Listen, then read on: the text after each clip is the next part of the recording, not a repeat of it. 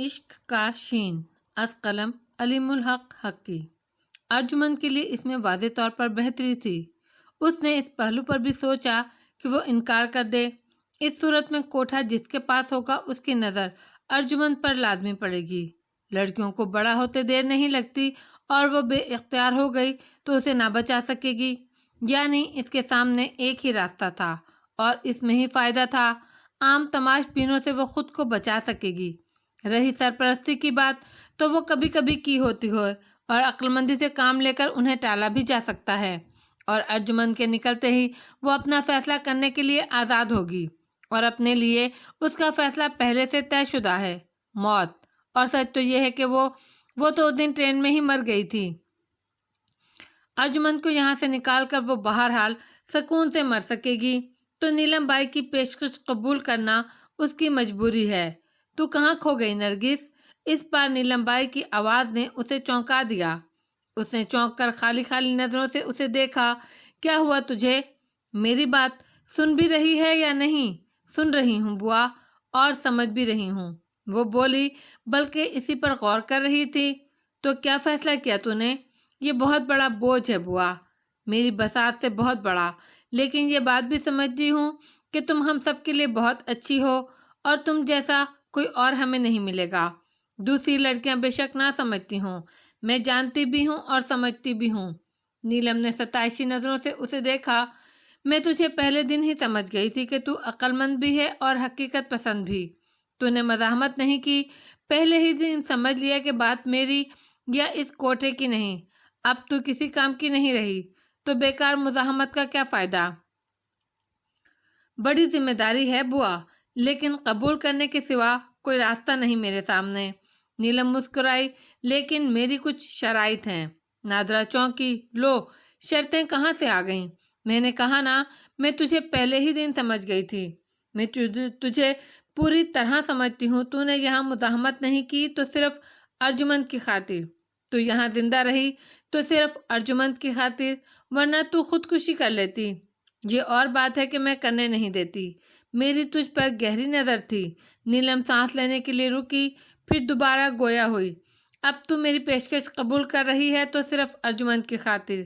اس میں کیا برائی ہے؟ قبول تو کر رہی ہوں نا۔ مجھے دور تک دیکھنا ہے، اور تجھے ارجمن سے آگے کچھ دکھائی نہیں دیتا۔ میں جانتی ہوں کہ جس دن تو نے ارجمن کو محفوظ ہاتھوں میں دے دیا، اس دن کے بعد تو ایک پل بھی اس قید کو قبول نہیں کرے گی۔ تجھے دوسری لڑکیوں کی کوئی پرواہ نہیں ہوگی۔ اس کوٹھے سے نکل جانا میرے مسائل کا حل نہیں ہے بوا۔ ایسا ہوتا تو میں نے نکلنے کی کوشش تو کی ہوتی۔ نادرا نے گہری سانس لے کر کہا، اور جس دن خانم یہاں سے گئی تھی اس روز تم نے سب کو پیشکش کی تھی، میں اس دن قبول کر لیتی۔ میں نے کہا نا، میں تجھے جانتی ہوں۔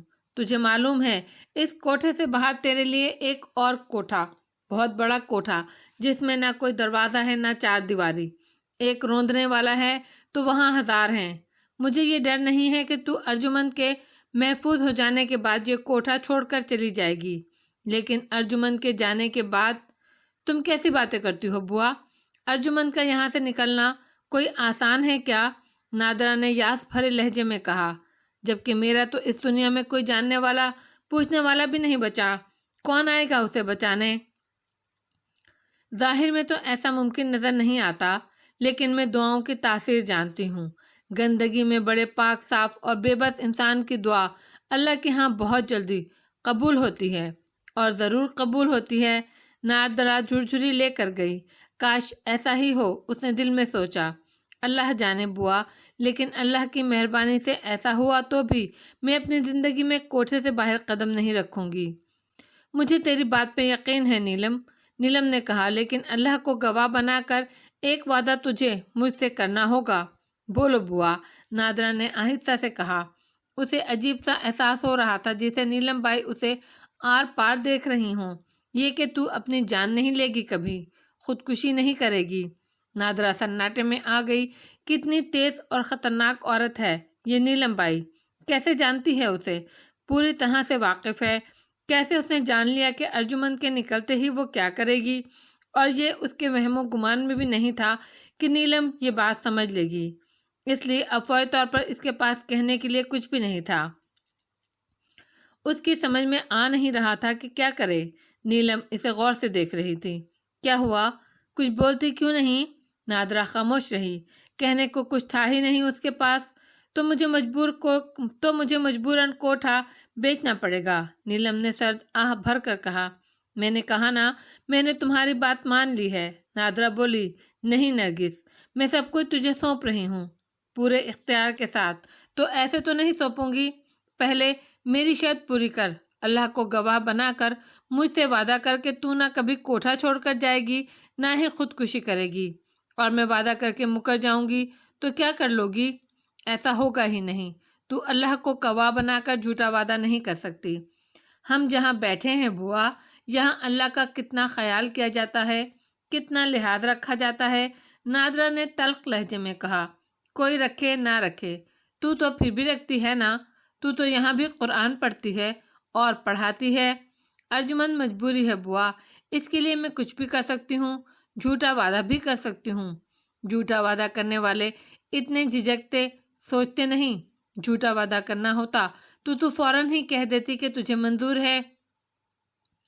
نادرا کے دل کو ماننا پڑا کہ نیلم بائی کو آدمی کی پکی پہچان ہے۔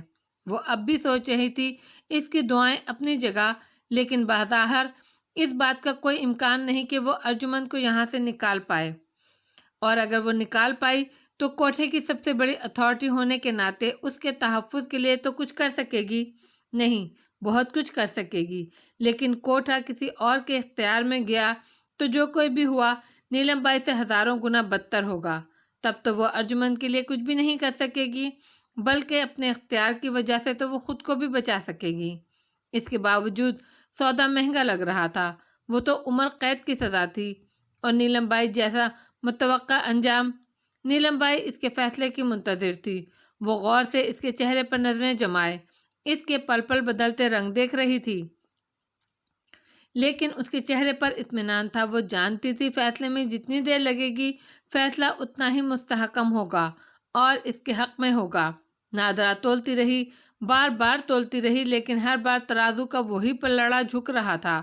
نیلم کی بات نہ ماننے کی صورت میں جو کچھ ہو سکتا تھا، اس کے مقابلے میں عمر قید بھی بہت ہلکی تھی۔ پھر اس نے سوچا، ظاہری امکانات اپنی جگہ، اصل فیصلہ تو اللہ کا ہے۔ بہتری کا یہ راستہ بھی اس نے نکالا ہے، اس پر قدم رکھنا چاہیے۔ آگے بھی بہتری ہی ہوگی، اور پھر دعا کا حق تو اسے حاصل ہے۔ اس نے گہری سانس لے کر نظریں اٹھائیں اور نیلم بائی کو دیکھا۔ ٹھیک ہے بوا، میں اللہ کو گواہ بنا کر وعدہ کرتی ہوں کہ نہ کبھی کوٹھا چھوڑ کر جاؤں گی اور نہ اپنی جان لوں گی۔ نیلم مسکرائی۔ اللہ اس فیصلے کو تیرے اور ارجمند کے لیے مبارک کرے۔ عید کے بعد میں وکیل کو بلوا کر کاغذات تیار کراؤں گی تاکہ سب کچھ قانونی ہو جائے، پھر یہ سب کچھ میری موجودگی میں بھی تیرا ہوگا۔ اس نے گہرا سانس لیا اور پھر بولی، اب شاید میں سکون سے مر سکوں۔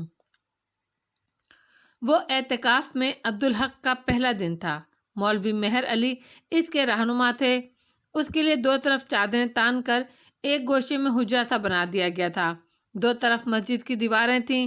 خود مولوی صاحب مخالف سمت میں بیٹھے تھے۔ رات کو مولوی صاحب نے اسے تفسیر ابن کثیر لا کر دی۔ اس دوران تم اس کا مطالعہ کرو، انشاءاللہ تمہارے لیے فہم اور علم کے دروازے کھل جائیں گے۔ یاد رکھو کہ روئے زمین پر قرآن تمام علوم کا منبع ہے۔ جزاک اللہ مولوی صاحب، عبدالحق نے کہا۔ ایک بات بتائیے، مجھے اندازہ ہو رہا ہے کہ اعتکاف بے شمار پابندیوں کا نام ہے، روزہ بھی بے شمار پابندیوں کا نام ہے کہ نہیں؟ مولوی صاحب نے جواب دیا، الگ الگ شمار کریں گے تب بہت سی چیزیں بھول جا سکتے ہیں، مگر اس کے لیے سادہ سی ایک ہی بات کافی ہے، رمضان تزکیہ نفس کے لیے ہے۔ مختصر یوں کہہ لو کہ نفس کے ہر تقاضے اور مطالبے کو اللہ کی خوشی کی خاطر روک دینا روزہ ہے۔ تو جن کا نفس بے لگام ہو ان کے لیے روزہ زیادہ سخت ہے۔ اب ایک بات اور کہوں، رمضان کا مہینہ آدمی کے لیے بتدریج ذاتی اصلاح اور نفس کو زیر کرنے کا مہینہ ہے۔ یہ ٹھہراؤ کا متقاضی ہے۔ عید کا چاند نظر آتے ہی نفس کو لاڈلے بچے کی طرح آزاد چھوڑ دیا جائے تو کیا فائدہ؟ جو پابندیاں 30 دن میں قبول کرو انہیں آگے بھی لے جاؤ۔ ہر بار نفس کی کم از کم ایک طلب کو ہمیشہ کے لیے چھوڑ دیا تو اصلاح کا عمل جاری ہو جائے گا۔ اللہ نے نفس کی بے اعتدالیوں کی وجہ سے قلب، جسم اور روح کو پہنچنے والے نقصانات کے ازالے کا موقع فراہم کرنے کے لیے یہ بابرکت مہینہ عطا فرمایا ہے۔ روزے اور فاقے میں بہت فرق ہے۔ فاقہ مجبوری ہے اور روزہ اللہ کی رضا کے لیے ہے۔ سو فاقے میں کمزوری ہے اور روزے میں طاقت۔ تو 30 دن میں نفس پر جتنا قابو پا لیا، اگر رمضان کے جاتے ہی خود کو آزاد کر دیا تو فائدہ محدود ہو گیا، اور اگر ایک برائی پر بھی مستقل طور پر قابو پا لیا تو فائدہ ہے۔ زندگی اپنی برائیوں سے لڑنے کا نام ہے۔ اس لڑائی سے خوش ہو کر اللہ بندے کی برائیاں دور کرنے میں مدد فرماتا ہے اور انعام کے طور پر نیکیاں عطا فرماتا ہے۔ اور یہ رمضان کا مہینہ اس کام کے لیے خاص ہے۔ اللہ کی رحمت اس مہینے میں موسلا دھار برستی ہے، اور جیسے ہر چیز کا ایک مقام ہوتا ہے محاصل جو ہر خاص، تو رمضان کا سچ یہ ہے کہ آخری عشرہ، اس عشرے میں وہ 5 مبارک راتیں جو تمام راتوں سے افضل ہیں، ان 5 راتوں میں وہ ایک مبارک رات ہے جو اللہ نے قرآن میں 1000 مہینوں سے افضل قرار دی ہے۔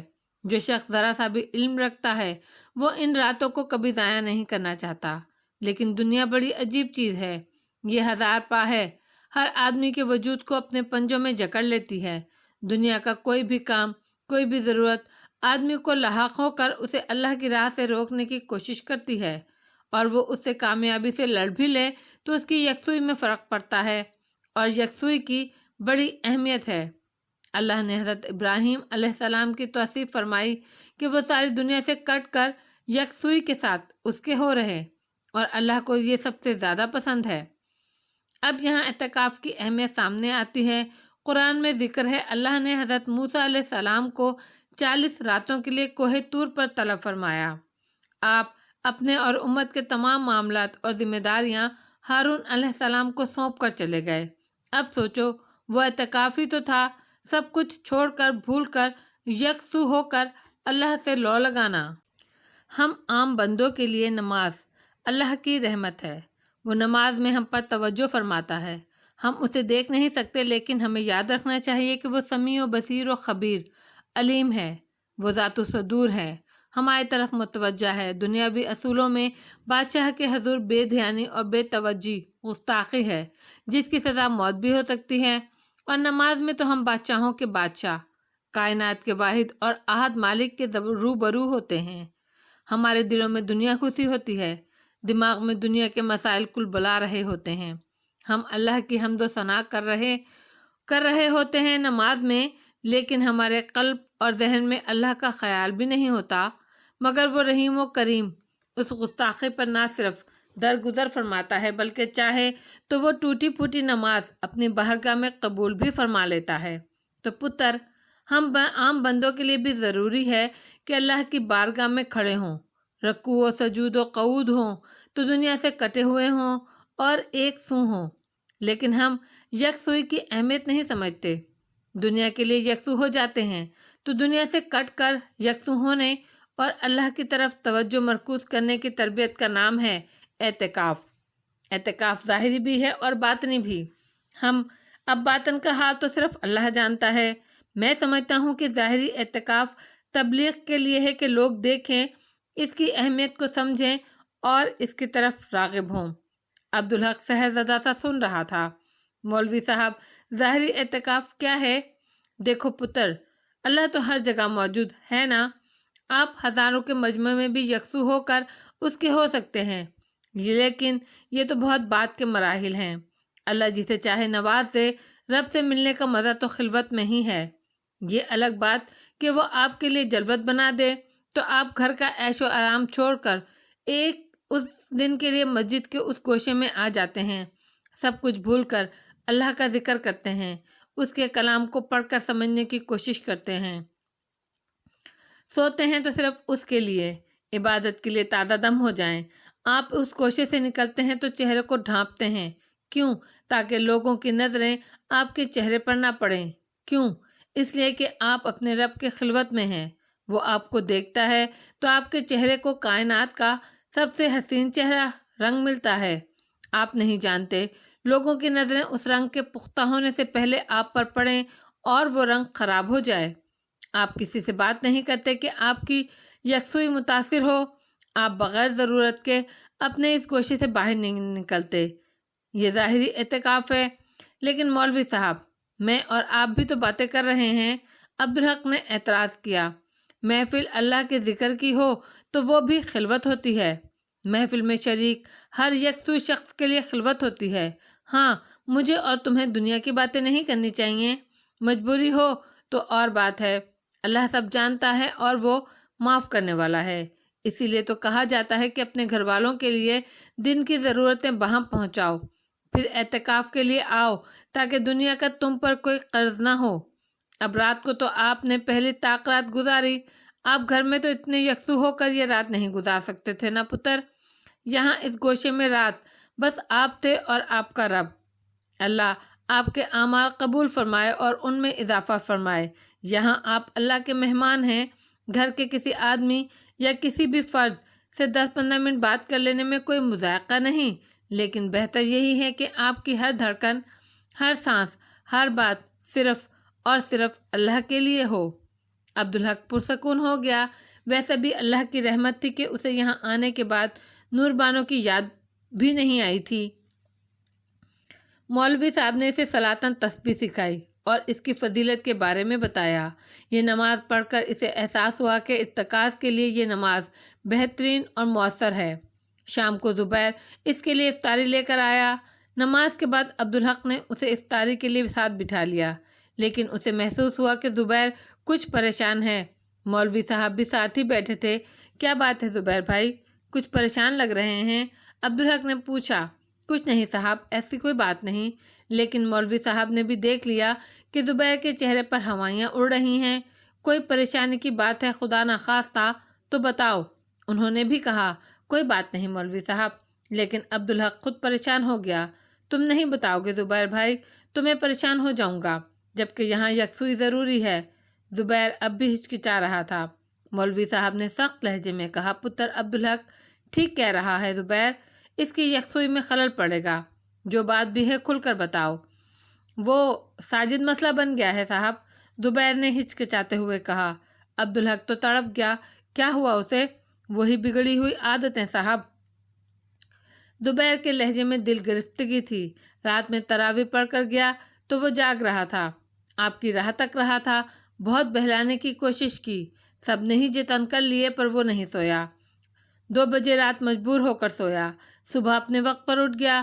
دوپہر کو پھر اپنے وقت پر وہی حال ہوا اس کا۔ ہم آپ کے کمرے میں بھی نہیں لے کر گئے اسے کہ شاید اس طرح بھول جائے، پر وہ تو بری طرح ہاتھ پاؤں چلا کر جیسے ضد کر رہا تھا وہاں جانے کی۔ میں گود میں لے کر ٹہلتا رہا، پر وہ تو بس روئے جا رہا تھا۔ یہ تو بہت ہی برا ہوا، ایک ہی دن میں کمزور ہو گیا ہے صاحب، زبیر نے کہا۔ پھر جلدی سے اسے دلاسا دیا، مگر آپ فکر نہ کریں صاحب، نہ سمجھ بچہ ہے، 2-3 دن میں سنبھل جائے گا۔ مولوی صاحب کچھ سمجھے کچھ نہیں سمجھے۔ مسئلہ کیا ہے انہوں نے پوچھا۔ کچھ نہیں مولوی صاحب، غلطی میری ہے، عبدالحق نے شرمندگی سے کہا۔ پہلی بار کسی بچے کو دیکھا تھا، اچھا لگا، اپنی خود غرضی میں اسے اپنا عادی بنا لیا۔ ایسے نہیں کہتے صاحب، زبیر نے تڑپ کر کہا۔ نہ پتر، ایسے نہیں کہتے۔ مولوی صاحب نے بھی عبدالحق کو ٹوکا۔ یہ تو ہمارے پیارے نبی کی سنت ہے۔ حضور پاک بچوں سے محبت فرماتے تھے، ہمیشہ ان کی دلجوئی کرتے تھے، اپنے نواسوں کا گھوڑا بنتے۔ عبدالحق کو پتا جی اور چاچا جمال دین کا خیال آ گیا۔ ان کی نماز میں دخل اندازی بھی گوارا کر لیا کرتے تھے۔ مولوی صاحب نے اپنی بات پوری کی، پھر بولے، خیر مجھے ذرا تفصیل سے بتاؤ۔ عبدالحق نے انہیں اپنے ساتھ ساجد کے معمولات کے بارے میں بتایا۔ تم نے ظلم کیا پتر عبدالحق، اتنا چھوٹا بچہ ہے وہ، جسے سمجھایا بھی نہیں جا سکتا۔ تمہیں اعتکاف میں بیٹھنا ہی نہیں چاہیے تھا۔ مولوی صاحب بولے، میں نے بھی یہی کہا تھا، لیکن عبدالحق کہتے کہتے رک گیا۔ اب مولوی صاحب کو کیا بتاتا کہ اس بات پر نور بانو نے کیا کہا تھا۔ اسے تو حیرت اس بات پر تھی کہ مولوی صاحب برعکس بات کر رہے ہیں۔ میں اس کی خاطر اعتکاف چھوڑ دیتا؟ اس نے حیرت سے کہا، میں نے کہا نا پتر کہ اعتکاف دکھاوا نہیں، اس میں یکسوئی چاہیے۔ یاد ہے میں نے کہا تھا کہ گھر کی سب ضرورتیں پوری کر کے آدمی اعتکاف میں بیٹھے۔ اب یہ بھی تو ضرورت ہی ہے گھر کی، مگر مولوی صاحب اعتکاف تو عبادت ہے۔ یہ بات سمجھ لو پتر، اعتکاف فرض کفایہ ہے۔ علاقے سے 1-2 آدمی بیٹھ جائیں تو پورے علاقے کی کفایت کرتے ہیں، ہر فرد پر لازم نہیں ہے یہ۔ اور پھر عبادت کی بات کرتے ہو تو اللہ کی مہربانی کا یہ عالم ہے کہ بندہ اللہ کو پیش نظر اور مقدم رکھے تو اس کا ہر کام عبادت ہے۔ اپنے گھر کی ضرورت پوری کرنے کے لیے رزق حلال کی جستجو کا ہر لمحہ مقبول ترین عبادت ہے۔ اپنے کسی مسلمان بھائی کی عبادت کرنا، عیادت کرنا عبادت ہے۔ بیمار بھائی کی عیادت کو جاؤ تو اٹھنے والا ہر قدم عبادت ہے۔ کسی سے اللہ کو خوش کرنے کی خاطر محبت کرو تو عبادت ہے۔ بنیادی بات بس اللہ سے تعلق کی ہے۔ تو اب کیا کیا جائے؟ عبدالحق نے کہا۔ کچھ بھی نہیں صاحب، جیسے عادتیں بگڑی تھی ٹھیک بھی ہو جائیں گی۔ زبیر نے جلدی سے کہا۔ کمزور ہو جائے گا خدا نخواستہ کہیں۔ تم اس عذر کو بنیاد پر اعتکاف سے نکل بھی سکتے ہو پتر، کیا یہ ممکن ہے؟ مولوی صاحب کو عبدالحق کی ہچکچاہٹ کا احساس ہو گیا اور وہ اسے سمجھ سکتے تھے۔ وہ اس کا پہلا اعتکاف تھا اور وہ اس سے نکلنا نہیں چاہتا تھا۔ دوسری طرف اسے زبیر کا اور بچے کا خیال بھی تھا۔ عجیب گومگو کی کیفیت میں ہوگا وہ۔ ہاں پتر، ممکن ہے۔ اگر بچے کو کسی بڑے نقصان کا ڈر ہو تو پھر تم اعتکاف جاری نہیں رکھ سکتے۔ مگر ایسی کوئی بات نہیں ہے مولوی صاحب، زبیر نے تڑپ کر کہا۔ لیکن اب پتر عبدالحق کا دل بچے میں اٹکا رہے گا نا؟ عبدالحق نے تائید میں سر ہلایا۔ یہ بات 100% سچی تھی۔ مولوی صاحب چند لمحے سوچتے رہے، پھر بولے، ایک صورت اور ہے۔ تم نے بتایا کہ تمہارا بچہ 2 مخصوص وقتوں میں پتر عبدالحق کا عادی ہے۔ انہوں نے زبیر کی طرف دیکھتے ہوئے پوچھا۔ جی ہاں، تو ان 2 وقتوں میں تم بچے کو پتر عبدالحق سے ملوانے کے لیے یہاں لا سکتے ہو۔ یوں بچہ بھی خوش رہے گا اور پتر عبدالحق کے اعتکاف میں خلل نہیں پڑے گا۔ لیکن مولوی صاحب تو یہاں اللہ کی خاطر یہ بھی عبادت ہوگی زبیر پتر، مولوی صاحب نے کہا۔ اور کون جانے اللہ کے ہاں اس کا اجر پورے اعتکاف سے بڑھ کر ملے۔ خلق خدا کا کام آنا، ان کا خیال رکھنا بہت بڑی عبادت ہے۔ لیکن مولوی صاحب بچہ چھوٹا ہے، پیشاب پخانہ بھی کر سکتا ہے۔ مولوی صاحب نے صرف ایک پل سوچا۔ پیشاب پخانہ کرا کے لاؤ تو انشاءاللہ کچھ نہیں ہوگا۔ اللہ بڑا کارساز ہے، وہ ہر چیز پر قادر ہے۔ اپنے گھر کی پاکی کا وہ خود خیال رکھتا ہے۔ ہاں، ہمیں اپنے طور پر احتیاط کرنی چاہیے۔ روئی سب کچھ جذب کر لیتی ہے، اس کے لیے روئی کے 20 پوتڑے بنوا لو۔ پھر کچھ ہوا بھی تو زیادہ سے زیادہ پتر عبدالحق کے کپڑے ہی خراب ہوں گے۔ وہ کوئی مسئلہ نہیں، میں غسل کر کے کپڑے بدل لوں گا، عبدالحق نے جلدی سے کہا۔ بس تو تم تراویح کے بعد بچے کو لے آنا۔ پتر عبدالحق مسجد کے صحن میں چلے جانا تم۔ زبیر پھر بھی ہچکچا رہا تھا۔ اس نے دونوں کے چہروں کو دیکھا اور پھر بولا، ٹھیک ہے مولوی صاحب۔ گھر کا عجیب حال تھا۔ رابعہ اور زرینہ تو بچے کو سنبھالنے میں لگی تھیں۔ نور بانو البتہ ان سے الگ تھلگ تھی۔ وہ زبیر کپڑا اور روئی لے کر آیا تو ننھے ساجد کے اعتکاف میں عبدالحق سے ملاقات کا اہتمام شروع ہو گیا۔ حمیدہ کے چہرے پر رونق آ گئی۔ یہ کام اس نے اپنے ذمہ لے لیا۔ کوئی پریشانی تو نہیں ہوگی اماں؟ ارے نہیں، جیسے سینہ بند تیار کیا جاتا ہے، 2 طرف کپڑا اور درمیان میں روئی، پھر اس میں ڈورے ڈال دیے جاتے ہیں، ویسے ہی میں ساجد کے لیے پوتڑے بنا دوں گی۔ حمیدہ نے کہا، تو تراویح پڑھ کر آئے گا تو انشاءاللہ تیرا بچہ تیار ملے گا۔ حمیدہ نے حساب کتاب سے کپڑے میں برابر سے 2 ٹکڑے کاٹے اور پھر ان کے درمیان روئی کی تہیں جمانے لگی۔ میں بھی کاٹوں اماں؟ نور بانو نے پوچھا۔ نہیں، اس کی ضرورت نہیں۔ نور بانو کچھ کھسی آ گئی۔ وجہ تو وہ جانتی تھی، پھر بھی اس نے حمیدہ سے پوچھا، تم مجھ سے ناراض ہو اماں؟ تو اور کیا، خوش ہوں۔ یہ سب تیری وجہ سے ہی ہو رہا ہے۔ بچے کی جان کے لالے پڑ گئے۔ میرا کیا قصور ہے اماں؟ نور بانو نے بڑی معصومیت سے کہا۔ تو اور کس کا قصور ہے؟ حمیدہ جھنجھلا گئی۔ میں تو اسے روک رہی تھی اعتکاف سے، تو ہی اچھل کر بیچ میں آ گئی۔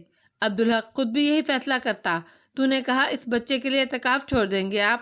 تو اماں، میں نے ان کے بھلے کے لیے کہا تھا۔ جانتی ہوں میں۔ حمیدہ کے لہجے میں حقارت تھی۔ تیری وجہ سے وہ اعتکاف میں بیٹھنے سے بچتا تو خوش ہوتی، حوصلہ افزائی کرتی اس کی، اور کہا کیا تو نے؟ اچھا ہی ہے، الٹا فائدہ ہوگا، بگڑی ہوئی عادتیں ٹھیک ہو جائیں گی بچے کی۔ تجھے تو احساس ہی نہیں ہوا زبیر اور رابعہ کا دل کیسا دکھا ہوگا۔ میں نے یہ سوچ کر تو نہیں کہا تھا، یہ اور برا ہے۔ اس کا مطلب ہے تیرا دل بہت سخت ہے، بہت ظالم ہے تو، تجھے کیسے کیسے سمجھاؤں میں؟ تجھے اعتماد دیا، حوصلہ سکھایا، پر تیرے دل کی تنگی جانے والی نہیں لگتی مجھے۔ اب میں کیا کروں اماں؟ نور بانو نے بے بسی سے کہا۔ ان کے اور میرے بیچ کوئی آئے یہ مجھے گوارا نہیں۔ تو پھر ایک بات دھیان سے سن لے میری، تو اسے خوشیاں کم اور دکھ زیادہ دے گی؟ یہ کیسے ہو سکتا ہے اماں؟ دیکھو، ساجد سے عبدالحق کی محبت دیکھ کر تیری سمجھ میں نہیں آتا کہ بچوں سے بے تحاشا محبت کرنا اس کی فطرت میں ہے۔ اگر وہ زبیر کے بچے سے اتنا پیار کرتا ہے تو اپنے بچوں سے کتنا پیار کرے گا؟ پھر تو کیا کرے گی؟ اپنے بچوں سے حسد کرے گی، سوچے گی کہ وہ اس کے اور تیرے بیچ آ گیا ہے، اسے کس طرح ہٹایا جائے۔ بات تو 16 آنے سچی تھی۔ نور بانو سناٹے میں آ گئی۔ وہ عبدالحق کو کسی کے ساتھ بانٹنا نہیں چاہتی تھی۔ میں نے ہمیشہ تجھے بیٹی سمجھا، تجھے پسند بھی میں نے کیا، تجھے سمجھایا بھی، پر یہ جو آگ تیرے اندر جلتی ہے تو اسے بجھانا ہی نہیں چاہتی، اور تو اس آگ میں جلے تو مجھے پرواہ نہیں، تیری اپنی کرنی ہے یہ، پر اس میں عبدالحق کو جلائے یہ مجھے گوارا نہیں۔ تو تم میری اور ان کی شادی روک دو گی؟ نور بانو کے لہجے میں چیلنج تھا۔ میں روکنا نہیں چاہتی، ورنہ روک بھی دیتی۔ ایک بات میں بھی تم کو بتا دوں اماں، نور بانو نے سرد لہجے میں کہا، اب میرے اور ان کے بیچ میں تم بھی نہیں آ سکتی۔ حمیدہ نے آخری ڈورا ڈال کر پوتڑے کو ایک طرف رکھا اور نور بانو کی آنکھوں میں آنکھیں ڈال دیں۔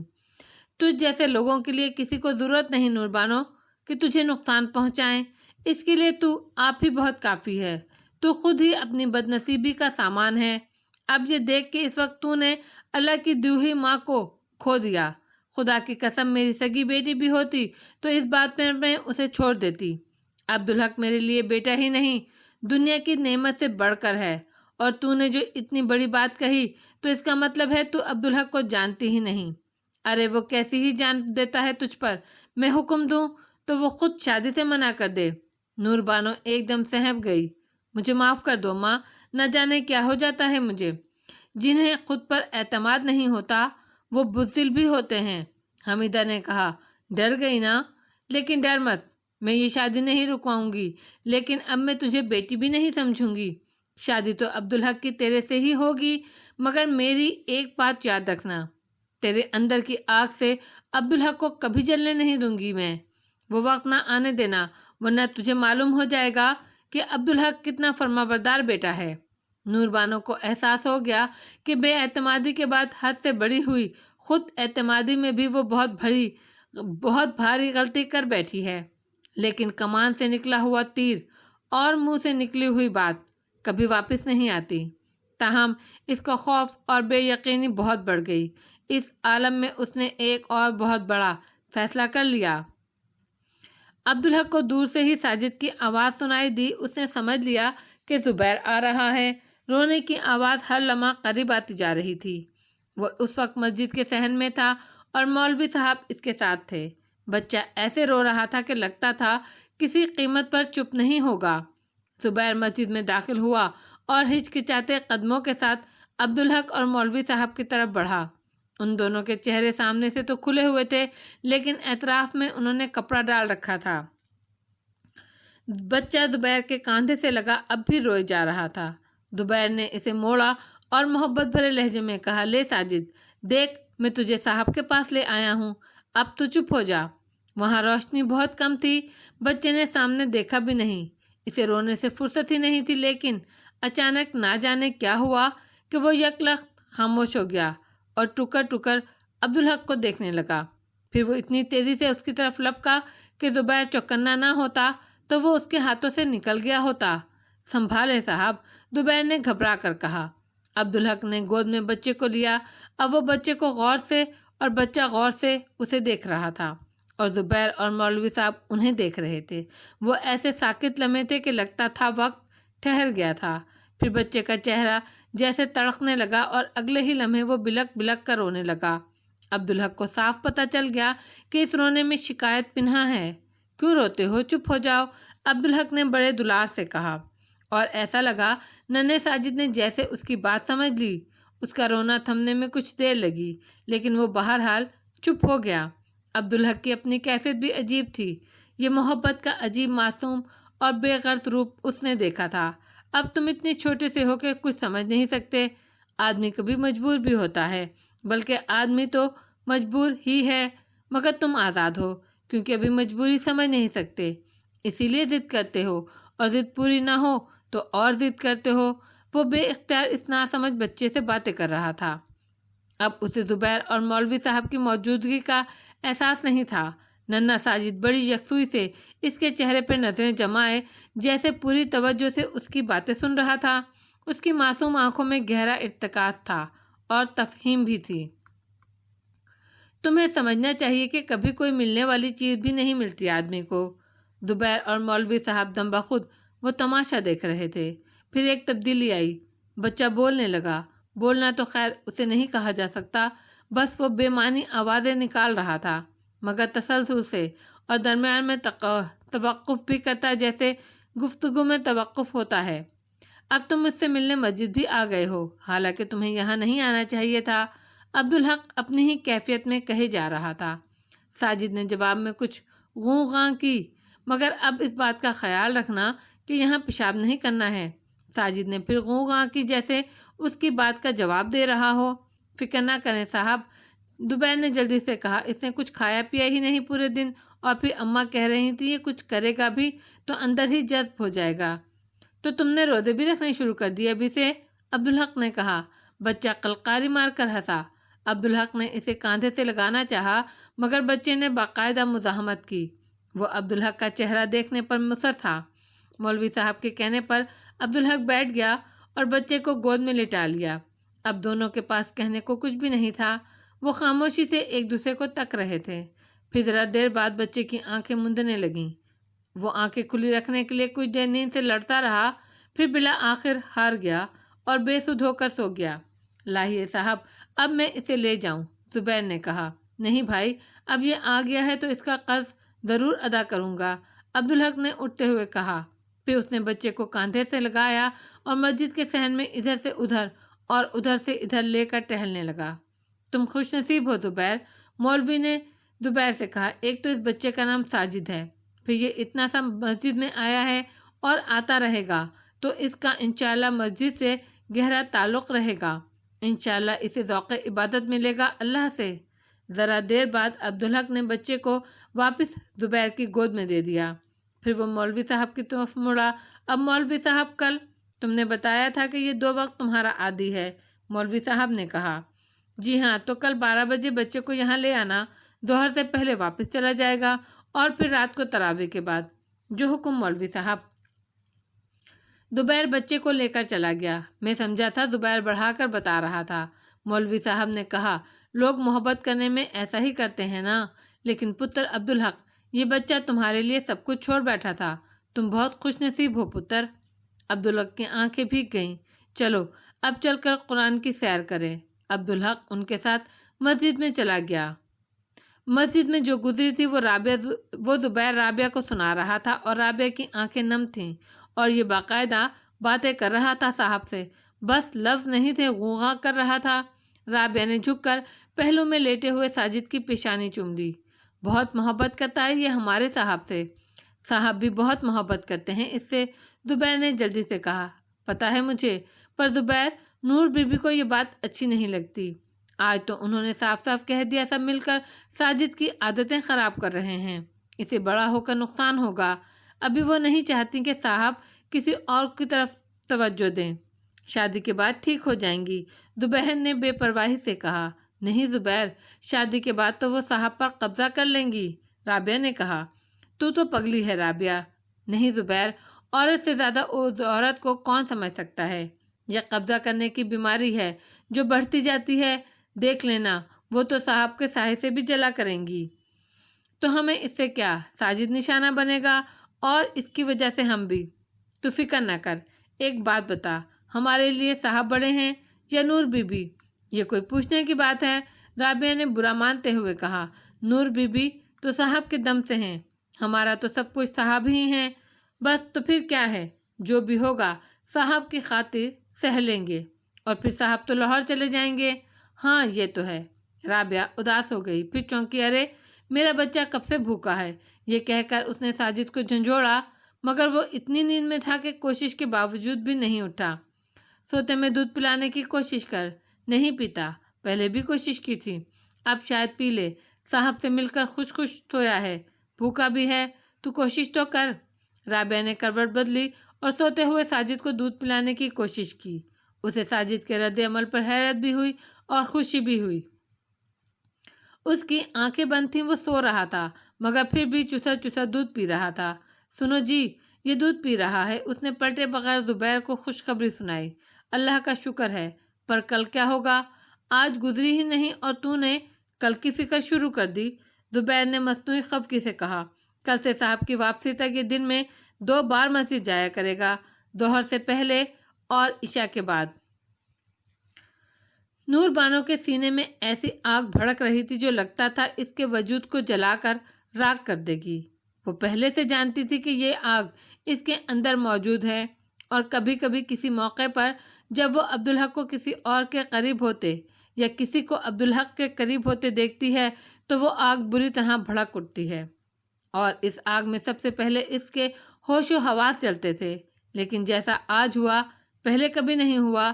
ننھے ساجد کو عبدالحق سے ملوانے کے لیے مسجد لے جانے کا جو اجتماعی اہتمام کیا گیا، اس نے اس کے اندر کی آگ کو اور بھڑکا دیا تھا۔ سبھی خوش تھے اور اپنے اپنے طور پر اس کی تیاری میں حصہ لے رہے تھے، اور وہ خود پر نہایت جبر کر کر خاموش تھی۔ جانتی تھی کہ زبان کھلی تو نہایت زہریلی کوئی بات منہ سے نکلے گی۔ اس کے اندر کی اس آگ سے حمیدہ پوری طرح واقف تھی۔ اس نے تو بہت پہلے اس آگ کو سمجھ لیا تھا۔ ایک ماں کی طرح اسے خود اعتمادی دینے کی کوشش بھی کی تھی، اس سے وعدہ بھی کیا تھا کہ عبدالحق کی شادی اس کے سوا کسی سے نہیں ہونے دے گی، اور اس نے کیا بھی یہی تھا۔ نہیں، ایسی کوئی بات نہیں۔ نور بانو نے نہایت سختی سے اس خیال کو ذہن سے جھٹک دیا۔ وہ پہلے ہی سے مجھ سے محبت کرتے تھے، اور پھر برسات کی اس شام شیڈ میں جو کچھ ہوا، نہیں، یہ شادی اماں نہیں کروا رہی، یہ عبدالحق خود کر رہے ہیں۔ اماں کا کوئی احسان نہیں مجھ پر۔ اور ابھی چند گھنٹے پہلے تو اماں سے اس کی اچھی خاصی تلخ کلامی ہو گئی تھی۔ اماں نے اسے ایک چیلنج دیا تھا، اور اس نے ڈر جانے کے باوجود اعلانیہ طور پر تو نہیں، بڑی خاموشی سے اسے قبول کر لیا تھا۔ اسے احساس بھی نہیں ہوا کہ وہ احسان فراموش اور خود غرض ثابت ہو رہی ہے، بلکہ بے وقوف بھی، جو اپنے خیر خواہ کو اپنا دشمن بنا لے۔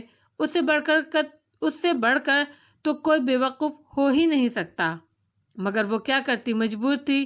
وہ آگ بھڑکتی تو سوچنے سمجھنے کی صلاحیت ختم ہو جاتی تھی۔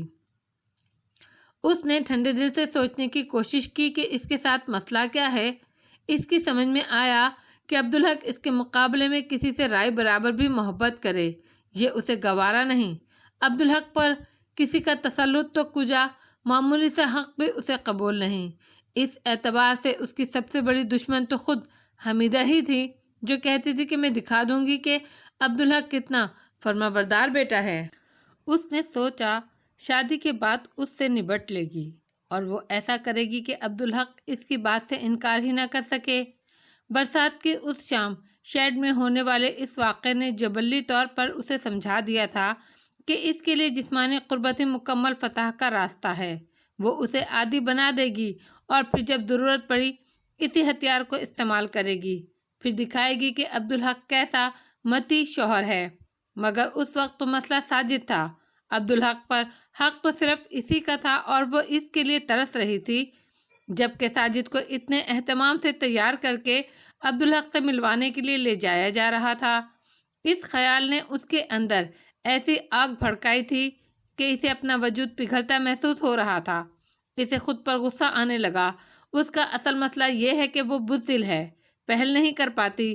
اس نے سوچا، اور یہ سچ ہے کہ وہ عبدالحق کو اعتکاف میں بیٹھنے سے روکنا چاہتی تھی، لیکن کم ہمتی کی وجہ سے کہہ نہیں سکی، یہاں تک کہ خود عبدالحق نے ساجد کی وجہ سے اعتکاف سے دستبرداری کا فیصلہ ظاہر کر دیا۔ اب اس میں بھی خواہش تو اسی کی پوری ہو رہی تھی، لیکن نام تو ساجد کا ہو رہا تھا، اور یہ اسے گوارا نہیں تھا۔ چنانچہ اس نے اس سے اختلاف کیا تھا، اگرچہ حمیدہ نے اس کی حمایت کی تھی، اور عبدالحق اس کے عمل سے ثابت کر رہا تھا کہ اس نے حمیدہ کی بات پر اس کی بات کو فوقیت دی، لیکن خوشی اس حقیقت کے سامنے ہیج تھی کہ اس وقت وہ عبدالحق کی دید کے لیے ترس رہی تھی، اور ساجد مسجد میں عبدالحق کی گود میں کھیل رہا ہے، ناز برداریاں کروا رہا ہے۔ اس خیال سے تو اس کے اندر ایسی آگ بھڑکی تھی کہ اس کے لیے سکون و قرار ناممکن ہو گیا تھا۔ ایسے میں نیند آنے کا سوال ہی نہیں تھا۔ زرینہ نے سونے سے پہلے اس سے معمول کے مطابق ادھر ادھر کی باتیں کرنے کی کوشش کی، لیکن اس کے چڑچڑی پن سے گھبرا کر خاموش ہو گئی، اور پھر وہ سو گئی، لیکن نور بانو جاگتی رہی۔ اسے یاد آیا حمیدہ نے کہا تھا اگر عبدالحق زبیر کے بچے سے اتنا پیار کرتا ہے تو اپنے بچے سے کیسا پیار کرے گا، اور تو پھر کیا کرے گی؟ اور اب وہ سنجیدگی سے اس سوال پر غور کر رہی تھی، کیا وہ اپنے بچے کی، اپنے اور عبدالحق کے درمیان مداخلت گوارا کر سکتی ہے؟ تجربہ تو اسے نہیں تھا، وہ بس قیاس کر سکتی تھی۔ وہ اپنے ہی بچے سے محبت کر سکتی تھی، اسے وقت دے سکتی تھی، لیکن عبدالحق کی اسی پر توجہ وہ گوارا نہیں کر سکتی تھی۔ تو پھر اس وقت وہ کیا کرے گی؟ اور جواب فوراً ہی اس کے ذہن میں آ گیا۔ جس وقت حمیدہ نے یہ بات اس سے کہی تھی اس پر دیوانگی طاری ہو گئی تھی۔ اس لمحے اس نے ایک فیصلہ کیا تھا۔ اس وقت وہ دیوانگی کا فیصلہ تھا، مگر اب وہ ہوش و حواس میں اس کی توثیق کر رہی تھی۔ اسے اولاد نہیں چاہیے۔ ایک لمحے کو اسے ڈر لگا، یہ تو بہت بڑی بات ہے، مگر اگلے ہی لمحے اس کے وجود میں آگ بھڑک اٹھی۔ اس نے مسجد میں اعتکاف میں بیٹھے عبدالحق کی گود میں کھیلتے ہوئے ساجد کا تصور کیا تو جیسے اس کے اندر دھڑا دھڑ جلنے لگا۔ نہیں چاہیے مجھے اولاد۔ اس کے اندر سے ایک تند آواز ابھری۔ وہ اٹھی اور دیکھا زرینہ سو چکی تھی۔ وہ کمرے سے نکلی، اس نے جا کر وضو کیا، واپس آ کر اس نے جائے نماز بچھائی اور 2 رکعت نماز نفل برائے قضائے حاجات کی نیت کر لی۔ بہت خشوع و خضوع سے اس نے وہ نماز پڑھی۔ سلام پھیرنے کے بعد اس نے دعا کے لیے ہاتھ اٹھائے اور اللہ کے حضور اپنی حاجت پیش کی۔ اے اللہ، اے قدرت والے، میں آپ سے مانگتی ہوں مجھے اولاد کبھی بھی نہیں دیجیے گا، کبھی بھی نہیں۔ دعا کرتے ہوئے ایک لمحے کو اس کا دل تھر تھرایا۔ یہ کیسی دعا کر رہی ہے وہ؟ مگر پھر اس کی آنکھوں کے سامنے عبدالحق کی گود میں ساجد کا تصور لہرایا۔ سماعت میں آواز گونجی، اپنے بچے سے وہ کیسی محبت کرے گا؟ اس نے جھٹ اپنی دعا دہرائی اور چہرے پر دونوں ہاتھ پھیر لیے۔ جائے نماز سمیٹتے ہوئے اس نے سوچا کہ رمضان میں ہر رات وہ اس حاجت کے لیے 2 نفل پڑھ کر دعا کرے گی۔ اچھو میاں بھی اعتکاف میں بیٹھ گئے تھے۔ نادرہ نے سوچا وہ انہیں خود یہ راہ دکھائے گی، لیکن اس کی نوبت ہی نہیں آئی۔ اچھو میاں خود بہت تیزی سے سیکھ رہے تھے۔ ہر روز مسجد جانے والے اور باقاعدگی سے تراویح پڑھنے والے اچھو میاں کو اعتکاف کے بارے میں پتہ چل گیا تھا۔ انہوں نے اعتکاف میں بیٹھنے کا فیصلہ بھی کر لیا تھا۔ انہوں نے 3-4 دن پہلے ہی نادرہ کو مطلع کر دیا کہ وہ اعتکاف میں بیٹھیں گے۔ نادرہ نے خوشی سے سوچا، اللہ میاں کیسے ایک پل میں آدمی کی کایا پلٹ کر دیتے ہیں۔ دوسری طرف نیلم بائی نے باقاعدہ اپنی حیثیت نادرہ کو سونپ دی تھی۔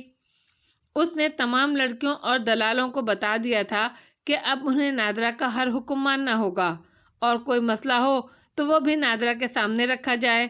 نادرہ نے اس وقت تو کچھ نہیں کہا، لیکن علیحدہ میں نیلم بائی سے کہا، بوا، میں تو بہت سی باتوں کو سمجھتی ہی نہیں ہوں، میں کوئی فیصلہ کیسے کر سکوں گی؟ جو معاملہ سمجھ نہ آئے اس میں مجھ سے مشورہ کر لینا۔ نیلم نے سادگی سے کہا۔ اچھو میاں اعتکاف میں جانے لگے تو نادرہ نے جمعۃ الوداع اور عید والے جوڑے بھی انہیں دیے۔ عید کے لیے میں آپ کے نئے کپڑے سی دوں گی، اس کی کیا ضرورت ہے؟ ضرورت ہے، نادرہ نے کہا۔ اچھا یہ بتائیے، آپ اعتکاف میں کریں گے کیا؟ توبہ کروں گا اور اللہ سے دنیا و آخرت کی بہتری مانگوں گا۔ میرے لیے بھی دعا کیجیے گا۔ تمہارے اور ارجمن کے لیے خود سے زیادہ دعا کروں گا۔ ان کے جانے کے بعد نادرہ نے کاسو کو بلوایا۔ کاسو آیا تو حیران تھا، کیا بات ہے بھائی؟ اپنے لیے وہ لفظ نادرہ کو اچھا نہیں لگا، لیکن بہرحال وہ اس کے لیے طاقت کا مظہر تھا۔ اچھو میاں اعتکاف میں بیٹھے ہیں، اس نے کہا۔ 900 چوہے کھا کر بلی حج کو چلی، اور 9 लाख चूहे खाने वाली बिल्ली को रोजा भी नसीब नहीं। नादरा ने सख्त लहजे में कहा। कासू, अच्छा यही है कि तू तमीज से बात करना सीख ले। इस बाजार में तवाइफ मुश्किल से मिलती है, लेकिन तुझ जैसे टके में 4 मिलते हैं। कासू ढिठाई से हंसने लगा। तुम तो बुरा मान गई बाई जी। अब अच्छू मियाँ मस्जिद में जा बैठे हैं तो मुझे क्या, ये कहो मेरे लिए क्या हुक्म है? तुझे हर रोज अच्छू मियाँ को सहरी और इफ्तारी पहुंचानी होगी। कासू का तो दम ही निकल गया। लो बूढ़ा मेरी नींद का दुश्मन हो गया, वो बुड़बुड़ाया। कुछ कहा तूने? कुछ नहीं बाई जी, मैं कह रहा हूँ जो हुक्म तुम्हारा मैं आ जाऊँगा। ना रमज़ान के वो आखिरी 10 दिन नादरा के लिए बड़ी मसरूफियत के थे। इसे अर्जुमंद और अच्छू मियाँ के कपड़े भी सीने थे। फिर रमज़ान की अपनी मसरूफियात भी होती हैं, मगर रात तो उसकी अपनी होती थी और रात को वो अल्लाह से बातें ज़रूर करती थी। नीलम बाई से अहद करने के बाद से वो बेचैन और बोझल थी। वो फैसला इसके लिए बोझ नहीं था। जितनी बार भी उसने इसके बारे में सोचा, वो इसी नतीजे पर पहुंची कि इसके सामने कोई दूसरा रास्ता नहीं था। वो ये फैसला ना करती और नीलम बाई कोई रिवायती कदम उठाती तो वो इसके अपने लिए भी सख्ती का मौजब होता और अर्जुमंद के लिए तो निहायत मखदूश साबित हो सकता था, जबकि इस फैसले में दोनों के लिए बेहतरी थी। इसके लिए इस एतबार से कि वो महकूम न रहती, वो आज़ाद होती और बड़ी हद तक गुनाह आलूद रातों से बच सकती थी। और अर्जुमंद के लिए तो बेहतरी ही थी, वो इसे मुकम्मल तहफ़्फ़ुज़ फराहम कर सकती थी। बस बोझ ये था कि अल्लाह की रहमत से अर्जुमंद के यहाँ से निकलने का सामान हो जाता, तब भी उसके लिए आज़ादी नहीं थी। उसकी आखिरी बात सिर्फ मौत में थी। आज़ादी सिर्फ मौत में थी, लेकिन वो अहद कर चुकी थी कि ना कोठा छोड़ेगी ना खुदकुशी करेगी। अर्जुमंद के लिए वो कल्ब और रूह की गहराइयों से किसी मौजूदे की दुआ करती थी। अल्लाह किसी को मोतबर बनाकर भेज दे जो इसे यहाँ से निकाल कर ले जाए और इसे हर तरह से इज्जत की ज़िंदगी दे। अर्जुमंद की पिछली बार की बातों से उसे खौफ आया। उसे लगता था कि वो पागलपन की तरफ बढ़ रही है। ये कहना कि अल्लाह मियाँ इससे बातें करते हैं और वो उनकी आवाज़ सुनती है, ये कोई नफसियाती मर्ज ही हो सकता था। दूसरी तरफ इस कम उम्री में उसने अवतार सिंह को अपने दिल का रोग बना लिया था। खैर, अच्छी ज़िंदगी मिली तो ठीक हो जाएगी वो। सो वो रात की तन्हाई और तारीकी में गिड़गिड़ा कर अल्लाह से अर्जुमंद की बेहतरी के लिए दुआएं करती रहती, मगर इसकी तसल्ली नहीं होती और आखिर में वो तड़प कर अपने लिए दुआ करती, ए अल्लाह, अर्जुमंद को यहाँ से निकालने के बाद मुझे भी यहाँ ना रहने देना, मुझे मौत दे देना मेरे रब, क्योंकि मैं खुद से तो यहाँ से निकल नहीं सकती और मजबूरी ख़त्म होने के बाद मैं यहाँ एक पल भी नहीं रहना चाहती। मुझे मौत दे देना मेरे अल्लाह। इसे ख्याल आता कि ये वो बुरा कर रही है, कहीं अल्लाह नाराज़ ना हो जाए। उसने कहीं पढ़ा था कि अल्लाह ने आदमी को मौत की आरज़ू करने से मना फरमाया है। फिर वो सोचती कि अल्लाह आलिमुल गैब है, सब जानता है, अपने बंदों की हर हालत, उसकी मजबूरियों से वाकिफ़ है। इंसान पर ऐसा वक्त भी तो आता होगा जब दुनिया और आखिरत दोनों की बेहतरी के लिए उसके लिए मौत नागुज़िर हो जाए। ऐसे में आदमी मौत की आरज़ू के सिवा और क्या कर सकता है? और इसके दिल को यकीन था कि वो ऐसी ही सूरत हाल से दोचार है। ईद का चांद नज़र आ गया था। मौलवी साहब अब्दुल हक को छोड़ने के लिए मस्जिद से बाहर आए। जुबैर भी उनके साथ था। इंशाअल्लाह ताला अल्लाह तुम्हारा एतकाफ़ कबूल फरमाएगा, मौलवी साहब ने कहा, और अल्लाह तुम्हें ज़ौक़ इल्म और ज़ौक़ इबादत अता फरमाएगा। अल्लाह तुम्हें बहुत आगे ले जाएगा, बुलंदी की तरफ। अल्लाह आपको जज़ाए अजीम अता फरमाए। आपसे मैं बहुत कुछ सीखता हूँ। ये राह भी आपने ही सुझाई थी। ये कहते हुए अब्दुल हक को नूरबानो का ख्याल आ गया। सच तो ये है कि नूरबानो ने फैसला कुन लहजे में मुदाखलत ना की होती तो वो एतकाफ में बैठता ही नहीं। तुम पर अल्लाह बहुत मेहरबान है पुत्र। अब देखो, इस एतकाफ में भी एक ज़ाहिरी चीज़ तो तुमको मिल गई, बातिन का हाल तो अल्लाह जानता है। मैं कुछ समझा नहीं। 10 दिन शेव नहीं की तुमने तो दाढ़ी के आसार नज़र आने लगे हैं। मौलवी साहब ने इसे गौर से देखते हुए कहा, एक तो एतकाफ का नूर और फिर ये झलक, दाढ़ी तुम पर बहुत अच्छी लगेगी पुत्र। मेरी मानो तो अब शेव ना करना, ख़त बनवा लेना। عبدالحق کو کچھ اچنبھا ہوا، داڑھی رکھنے کا تو اس نے سوچا ہی نہیں تھا۔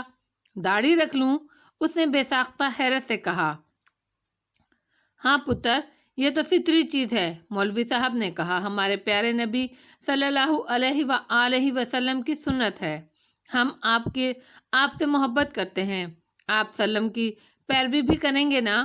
آپ صلی اللہ علیہ وآلہ وسلم کی طرح بننے کی کوشش بھی کریں گے نا؟ ظاہری طور پر بھی اور باطنی طور پر بھی۔ باطنی طور پر پیروی دشوار ہے تو پہلے ظاہری سنت اپنائیں گے جو آسان ہے، تو اللہ باطن کے لیے آسانیاں پیدا فرمائے گا۔ میں سمجھ گیا مولوی صاحب، انشاءاللہ ایسا ہی ہوگا۔ جاؤ پتر، صبح عید کی نماز کے بعد ملیں گے۔ عبدالحق زبیر کے ساتھ گھر کی طرف چل دیا۔ نور بانو کا خیال آنے کے بعد سے اب وہ اس کو دیکھنے کے لیے تڑپ رہا تھا۔ ایسے میں اسے ایک خیال نے دہلا دیا۔ وہ 10 دن کے لیے دنیا سے، ہر محبت اور ہر تعلق سے کٹ کر اللہ کا ہو رہا تھا۔ اللہ کی عنایت تھی کہ ان 10 دنوں میں اسے کسی کا خیال نہیں آیا، لیکن باہر آتے ہی پھر وہی دنیا۔ مولوی صاحب نے رمضان کے بارے میں کہا تھا، یہ مہینہ اللہ کی رحمت ہے، ہر شخص کو اپنے ساتھ بہا لے جاتا ہے، لیکن آدمی کو چاہیے رمضان کے بعد بھی معمولات کو قائم رکھنے کی کوشش کرے۔ یہ نہیں کہ عید کا چاند ہوتے ہی پہلے جیسا ہو جائے۔ تو اعتکاف تو اور بڑی رحمت تھا، مگر وہ اعتکاف سے نکلتے ہی پہلے جیسا سوچنے لگا، پہلے جیسا ہو گیا۔ اس نے یہ سوچ کر خود کو تسلی دی کہ دنیا کی محبت تو اللہ نے خود ہی آدمی کے دل میں ڈالی ہے، تو یہ فطری ہے کہ آدمی دنیا کی طرف لپکتا ہے، اور اللہ نے آدمی کو دنیا ترک کرنے کے لیے کہا بھی نہیں۔ لیکن یہی تو آزمائش ہے۔ اس کے اندر کسی نے کہا، اللہ دیکھنا چاہتا ہے کون سا بندہ دنیا میں رہ کر دنیا سے محبت کرتے ہوئے بھی اسے اللہ کو اپنی پہلی ترجیح سمجھتا ہے، اور کون ہے جو اسے غیر اہم سمجھ کر بھلا دیتا ہے، کون ہے جو دنیا کی محبت پر اسے فوقیت دیتا ہے۔ مگر وہ اس پر سوچ نہیں سکا، کیونکہ وہ گھر پہنچ گیا تھا۔ گھر میں قدم رکھتے ہی اس نے سوچا سب سے پہلے وہ اماں سے ملے گا، انہیں دیکھے گا۔ اس کا خیال تھا سب لوگ دروازے پر موجود ہوں گے اور اس کے منتظر ہوں گے، لیکن اسے مایوسی ہوئی۔ تاہم وہ آگے بڑھا تو نور بانو سے سامنا ہو گیا۔ السلام علیکم، نور بانو نے کہا۔ وعلیکم السلام، اس نے نظریں جھکائے کہا۔ وہ اماں سے پہلے کسی کو دیکھنا نہیں چاہتا تھا۔ اعتکاف مبارک ہو آپ کو۔ نور بانو اسے بہت غور سے دیکھ رہی تھی۔ جی شکریہ، اس نے کہا اور اماں کے کمرے کی طرف بڑھ گیا۔ صاحب آپ چلیں، میں ابھی آتا ہوں۔ زبیر اجازت لے کر اپنے کمرے کی طرف بڑھ گیا۔ وہ اماں کے کمرے میں داخل ہوا تو وہ نماز میں تھیں۔ اس کے دل کی شکایت دور ہو گئی۔ وہ ایک طرف بیٹھ کر اماں کے سلام پھیرنے کا انتظار کرنے لگا۔ ان کے سلام پھیرتے ہی وہ اس کے قدموں میں جا بیٹھا۔ انہوں نے اسے چھوٹے سے بچے کی طرح لپٹا لیا اور اس کے چہرے کو بوسوں سے بھگو دیا۔ اتنی دیر میں سب لوگ آ گئے۔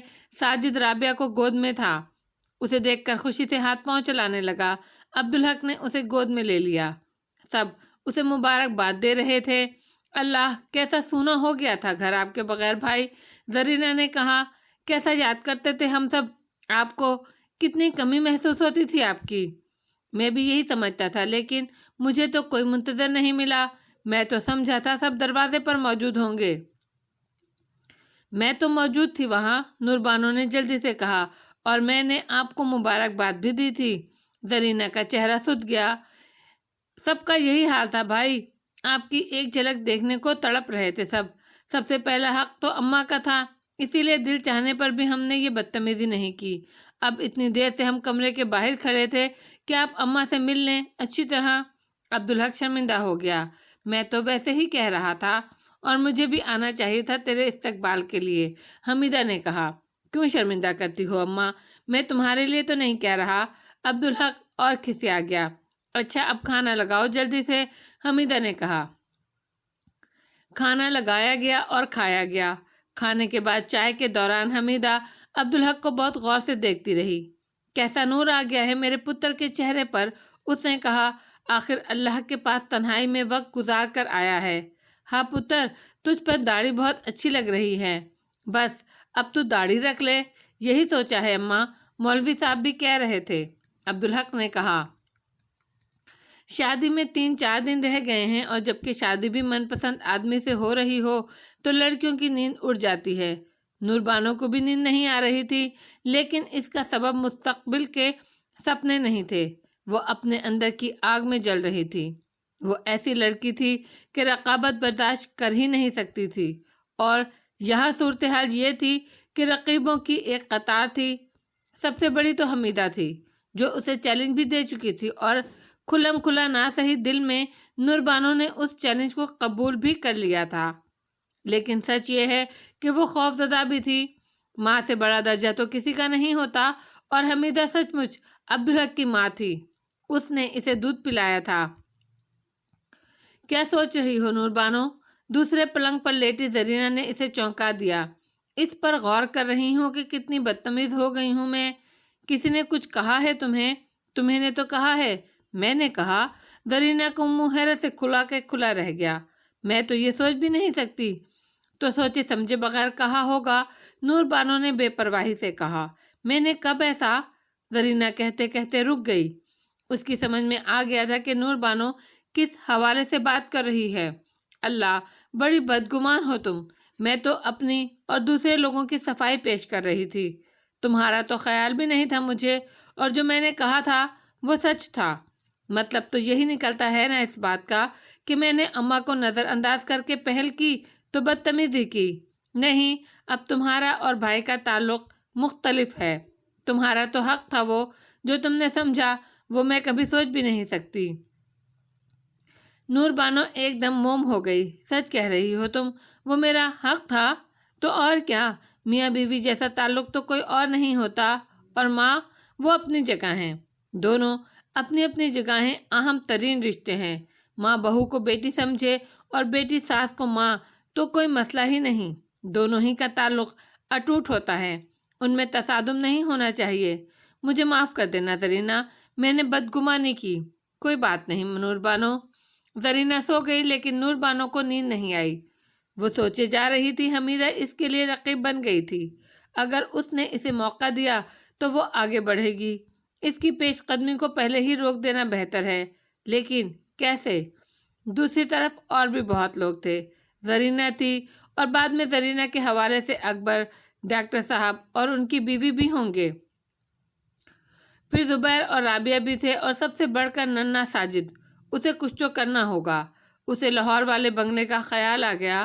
واقعی اس نے سوچا ہی نہیں تھا کہ وہ اس کے لیے کتنی بڑی نعمت ہے، اور شادی کے بعد وہ لوگ وہاں چلے جائیں گے۔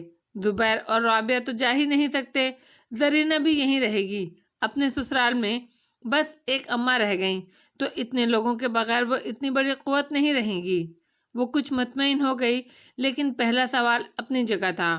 اسے حمیدہ کی قوت کو ایسے کم کرنا تھا کہ خود حمیدہ کو بھی اس کا احساس ہو جائے۔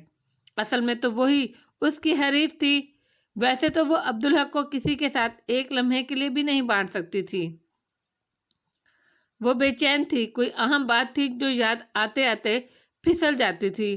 ذہن اسے گرفت میں نہیں لے پاتا تھا، اور وہ بات اس کی حمیدہ کے خلاف جنگی حکمت عملی سے تعلق رکھتی تھی۔ ایسی کوئی بات کوئی یاد کرنے کی کوشش کر نہیں یاد آ رہی تھی۔ ایسے میں اس طرف سے دھیان ہٹا لینا بہتر تھا۔ سو اس نے بھی یہی کیا۔ اس نے اس پہلی بات کو یاد کیا جس نے پہلی بار اسے حوصلہ دیا تھا، ورنہ وہ تو حمیدہ سے مقابلے کا سوچ بھی نہیں سکتی تھی۔ بلکہ اس سے پہلے تو اس نے حمیدہ سے تصادم کا بھی سوچا نہیں تھا، بلکہ وہ تو اس کی سب سے بڑی حلیف تھی۔ اس ایک بے ساختہ بات نے اس پر اپنے اندر کے کتنے ہی بھید کھول دیے، اور اس کا سبب ساجد ہی بنا تھا۔ ساجد کے خیال سے عبدالحق نے اپنا اعتکاف منسوخ کرنے کا ارادہ کیا تھا، اور حمیدہ نے اس کی تائید کی تھی، اور اس نے بے ساختہ فیصلہ سنایا تھا کہ اتنی سی بات کے لیے اعتکاف نہیں چھوڑنا چاہیے۔ اور اس مرحلے پر یہ بات اس پر کھل گئی کہ عبدالحق اس کی بات کبھی نہیں ٹال سکتا۔ حمیدہ کی تائید اس کے فیصلے کے سامنے غیر مؤثر ہو گئی تھی، اور عبدالحق نے اس کی بات پر عمل کیا تھا۔ مگر برا یہ ہوا کہ وہ بات حمیدہ پر بھی کھل گئی، اور حمیدہ نے اسے جتا بھی دیا، بلکہ چیلنج بھی کر دیا۔ اب آگے کا راہ عمل طے کرنے کے لیے نور بانو کو اپنی بالادستی کی کم از کم ایک بار تصدیق ضرور کرنی تھی، تاکہ یہ پتہ چل جائے کہ وہ پہلی کامیابی اتفاقی اور اضطرابی نہیں تھی۔ اب اس تصدیق کے لیے کیا کیا جائے؟ ایک بات اس نے سوچی تھی، ایسی اس کی سمجھ میں آئی تھی، لیکن وہ ذہن سے پھسل گئی تھی۔ اتنا اسے یاد تھا کہ وہ آج ہی کی بات ہے، حمیدہ نے عبدالحق سے کچھ کہا تھا اور عبدالحق اس کے لیے آمادہ تھا۔ اس نے اسی وقت سوچ لیا تھا کہ وہ عبدالحق کو اس سے روکے گی، یوں اسے عبدالحق پر اپنے اثر و نفوذ کا اندازہ ہو جائے گا۔ اور پھر اچانک ہی وہ بات اس کے ذہن میں بجلی کے کوندے کی طرح لہر گئی۔ وہ ایک دم سے اٹھ کر بیٹھ گئی۔ وہ بات تو اسے عبدالحق سے اسی وقت کرنا تھی۔ اس نے زرینہ کی طرف دیکھا۔ بظاہر تو وہ گہری نیند سو رہی تھی، پھر بھی اپنی تسلی کے لیے اس نے زرینہ کو ہولے سے 3-4 بار آواز دی، مگر وہ واقعی سو رہی تھی۔ وہ اٹھی اور کمرے سے نکل آئی۔ دستک کی آواز نے عبدالحق کو چونکا دیا۔ وہ بڑی دبی دبی سی سہمی سی دستک تھی۔ اس کا دل عجیب طریقے سے دھڑکنے لگا۔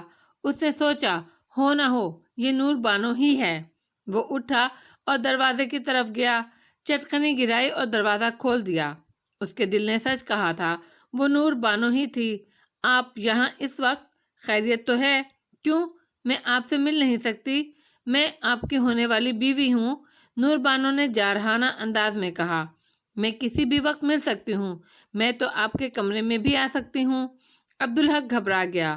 آپ ٹھیک کہہ رہی ہیں، لیکن اب بس 4 دن کی تو بات ہے، کسی پر کوئی غلط تاثر کیوں چھوڑا جائے؟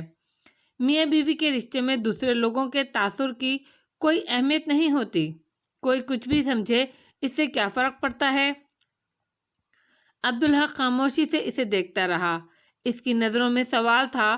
وہ دیکھ رہا تھا کہ نور بانو کے چہرے پر سختی کتنی بری لگتی ہے۔ درست لہجہ بھی اس پر نہیں جچتا، شاید جارحیت اس کے مزاج سے مناسبت نہیں رکھتی۔ اچانک نور بانو کے چہرے سے سختی دور ہو گئی اور اس کی جگہ نرمی نے لے لی۔ میں آپ سے ایک بہت اہم بات کرنے آئی ہوں۔ جی فرمائیے، میں منتظر ہوں۔ ہمارے لیے یہ بہت ضروری ہے کہ ہم ایک دوسرے کو اچھے لگیں، نور بانو نے کہا۔ دوسروں کو چاہے اچھا لگے یا برا، ہمارے اچھے لگنے کی اصل اہمیت ایک دوسرے کے لیے ہے۔ عبدالحق کی سمجھ میں اس کی بات تو آ رہی تھی، لیکن اس بات کا اصل مقصد وہ سمجھ نہیں پا رہا تھا۔ یہ درست ہے کہ آپ ٹھیک کہہ رہی ہیں، اس نے کہا، اور ہمیں اپنی اپنی پسند و ناپسند سے زیادہ ایک دوسرے کی پسند و ناپسند کا خیال رکھنا ہوگا۔ عبدالحق کا ذہن الجھنے لگا۔ یہ تمہید اسے خطرناک لگ رہی تھی، تاہم اس نے کہا، ٹھیک کہہ رہی ہیں آپ، تو میں آپ کو یہ بتانے آئی ہوں کہ آپ مجھے بہت اچھے لگتے ہیں، لیکن داڑھی میں مجھے اچھے نہیں لگے آپ۔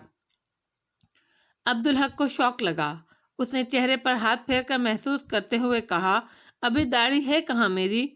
مگر مجھے اسی سے اندازہ ہو گیا ہے کہ داڑھی میں آپ اتنے اچھے نہیں لگیں گے۔ عبدالحق رسول اکرم صلی اللہ علیہ وآلہ وسلم کی سنت کا حوالہ دینا چاہتا تھا، لیکن اس نے خود کو بروقت روک لیا۔ اس وقت نور بانو ضدی کیفیت میں معلوم ہو رہی تھی۔ ایسے میں وہ کچھ اور سن اور سمجھ نہیں سکتی تھی، بلا وجہ گناہ گار ہوتی۔ اسے احساس ہو رہا تھا کہ اس کا یہ تحفظ اس کی ذمہ داری ہے۔ آپ نے قبل از وقت رائے قائم کر لی ہے۔ اگر میں بعد میں یہ بات کہتی اور آپ داڑھی منڈواتے تو گناہ گار ہوتے، نور بانو نے دلیل دی۔ واقعی یہ بات تو سچ ہے، عبدالحق نے سوچا۔ اس کے باوجود وہ اندر ہی اندر جھنجھلا رہا تھا، لیکن نور بانو نے تیزی سے اس کی بات کاٹی۔ سنیں، آپ ابھی جوان ہیں، داڑھی رکھنے کو تو عمر پڑی ہے۔ عبدالحق اس کے جواب میں بہت کچھ کہنا چاہتا تھا۔ وہ اس سے پوچھنا چاہتا تھا کہ کیا حضور اکرم نے بڑھاپے میں داڑھی رکھی تھی؟ وہ اس سے پوچھنا چاہتا تھا کہ وہ اتنے دعوے سے یہ کیسے کہہ رہی ہے کہ داڑھی رکھنے کی تو عمر پڑی ہے؟ اس بات کی کیا ضمانت ہے اس کے پاس کہ وہ جوانی میں نہیں مرے گا؟ وہ تو ایک لمحے بھی مر سکتا ہے۔ موت تو اللہ کا حکم ہے، اس کا وقت تو اللہ ہی کو معلوم ہے۔ مگر اس نے یہ سب کچھ نہیں کہا۔ نور بانو ضد میں بحث کرتی اور اسے نقصان ہوتا، یہ وہ کیسے گوارا کر سکتا تھا؟ ٹھیک ہے، اب آپ جا کر آرام کریں، اس نے فیصلہ کن لہجے میں کہا۔ نور بانو پلٹی اور اپنے کمرے کی طرف چلی گئی۔ وہ جاتے ہوئے اسے دیکھتا رہا، پھر دروازہ بند کر کے اندر چلا آیا۔ بستر پر بیٹھ کر وہ اس صورتحال پر غور کرتا رہا۔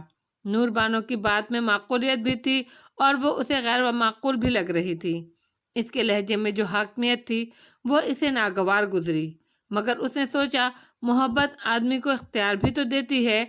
اس کے باوجود اس کے اندر جھنجھلاہٹ سی بھر گئی۔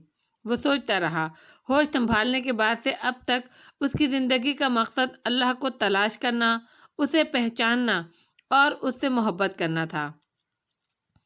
درمیان میں اپنی آواز کے حوالے سے نور بانو آ گئی تھی اور اسے اس آواز سے محبت ہو گئی تھی، جبکہ اس نے اسے دیکھا بھی نہیں تھا۔ اس محبت سے بھی اسے فیض پہنچا تھا۔ ایک طرف تو اس کی وجہ سے اس نے عربی سیکھی اور دوسری طرف یہ حوصلہ بھی ملا کہ بن دیکھے اگر وہ کسی انسان سے محبت کر سکتا ہے تو اللہ سے کیوں نہیں کر سکتا، جبکہ انسان تو غلط بھی نہیں نکل سکتا ہے، اور اللہ تو حق ہی حق ہے، سراپائے رحمت، نور کا منبع۔ نور بانو اس کے لیے محترم تھی کہ اس کی آواز میں سورہ ملک کی قرأت سنتے ہی اللہ نے اسے نوازا تھا۔ پہلی بار اس کی سمجھ میں آیا کہ اس کی رگوں میں راجپوتوں کا گرم خون دوڑتا ہے۔ اس نے سوچا بے شک یہ بیوی کا حق ہے کہ وہ اپنے شوہر سے ویسا ہونے کی فرمائش کرے جیسا وہ اسے اچھا لگتا ہے، لیکن اگر اس کی فرمائش سنت رسول صلی اللہ علیہ وآلہ وسلم کی راہ میں رکاوٹ ہو تو کیا کیا جائے؟ جواب فوراً اس کے اندر سے ابھرا، نور بانو سے کہنا چاہیے کہ ابھی اس کی شادی نہیں ہوئی ہے، فی الحال اسے روک دیا جائے، پھر جب داڑھی پوری ہو جائے تو نور بانو فیصلہ کرے کہ وہ اسے اچھا لگ رہا ہے کہ نہیں۔ اگر وہ داڑھی سے اسے اچھا نہ لگے تو شادی نہ کرے، کیونکہ شادی تو اس سے کرنی چاہیے جو اچھا لگتا ہو۔ حل تو یہی ایک تھا اس مسئلے کا اور بالکل درست تھا، لیکن محبت آدمی کو بے بس اور عاجزی کی حد تک نرم کر دیتی ہے۔ وہ نور بانو سے یہ بات نہیں کہہ سکتا تھا، اس کا دل ٹوٹ جاتا، اور پھر بات صرف محبت کی نہیں تھی، کچھ اور عوامل بھی تھے۔ محبت سے ہٹ کر دیکھا جائے تو بھی نور بانو اسے بہت مظلوم اور بہت کمزور لگتی تھی، ایک ایسی لڑکی جس نے اپنی آنکھوں سے اپنے لوگوں پر قیامت ٹوٹتے دیکھی، سب کچھ ختم ہوتے دیکھا، جس کے وجود نے خوف کی آخری حد دیکھی، جس کا اپنا کوئی نہیں رہا۔ اس کی دلجوئی کرنا اللہ کو خوش کرنے جیسا تھا، اور اس کا دل دکھایا تو اللہ ناخوش ہوگا۔ ایک بات اور سچ تھا، شاید میں برسات کی اس رات ان کا جسمانی رابطہ وہ تو ایک طرح کا کمٹمنٹ تھا، اور اب اگر وہ داڑھی کے مسئلے پر نور بانو سے اس طرح بات کرے اور بالآخر وہ داڑھی میں اسے ناپسند کرے اور شادی نہ ہو تو جسم کا وہ رابطہ گناہ بن کر ہمیشہ دونوں کے ساتھ رہے گا۔ نہیں، اس شادی سے تو وہ کسی طرح پیچھے نہیں ہو سکتا۔ وہ بوجھل دل کے ساتھ اٹھا اور شیف کا سامان لے آیا۔ اس نے آئینے میں اپنے عکس کا تنقیدی جائزہ لیا۔ وہ برا تو ہرگز نہیں لگ رہا تھا، بلکہ پہلے سے اچھا لگ رہا تھا، شاید خود کو، کم از کم خود کو، کیونکہ نور بانو کو تو وہ اچھا نہیں لگ رہا تھا۔ اس نے شیو شروع کیا، لیکن 10 دن کی بڑی ہوئی داڑھی آسان نہیں ہوتی، جبکہ آدمی شیو بھی نیم دلی سے کر رہا ہو۔ اس کے نتیجے میں اس کے چہرے پر چھوٹے چھوٹے کئی چرکے لگ گئے، اور شیو کے بعد جو اس نے آئینے میں دیکھا تو گھبرا کر اپنے ہی عکس سے آنکھیں چرا لیں۔ شیو اس نے پہلی بار تو نہیں کیا تھا، لیکن اپنا چہرہ اسے اتنا بدنما اور برا کبھی نہیں لگا تھا۔ اسے ایسا لگ رہا تھا جیسے وہ کسی متاع عزیز سے محروم ہو گیا ہے۔ دل دکھ رہا تھا، پھر آنسوؤں کے چند قطرے اس کے رخساروں سے گزرتے ہوئے اس کے دامن پر آ گرے، تب اسے پتہ چلا وہ تو رو رہا ہے۔ عید کا چاند نظر آیا اور شیطان آزاد ہو گیا۔ وہ رونقیں بحال ہو گئیں جن سے نادرہ کا دل گھبراتا تھا، جن کے مقابلے میں ویرانیاں اور سناٹے اسے اچھے لگتے تھے۔ سب دکانیں کھل گئیں، ہار پھول والوں کی دکانوں پر سب سے زیادہ رونق تھی۔